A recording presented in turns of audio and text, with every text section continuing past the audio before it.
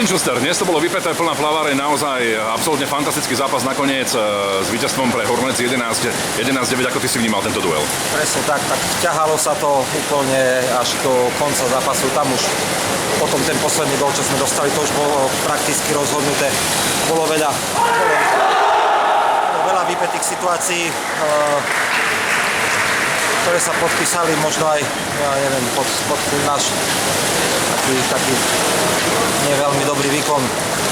No, nepomohol som mužstvu ani ja veľmi, bol som kľúčený do konca zápasu s náhradníkom. No, bol to silný vertigo rozhodcu, lebo vlastne boli sme od seba na nejaké tie 3 metre. Mal som vysádzať 5 metrový hod, no bol som vylúčený do konca zápasu. Ešte doteraz nechápem, že prečo. Takže uvidíme, ako to bude na ďalší zápas v piatok. Môžeme očakávať, že v piatok to bude podobne vypäté takto? No tak určite, že áno, lebo každý zápas vlastne to košické derby je skoro ako cez kopírák. Je to vypäté až do konca, takže predpokladám, že to bude aj teraz.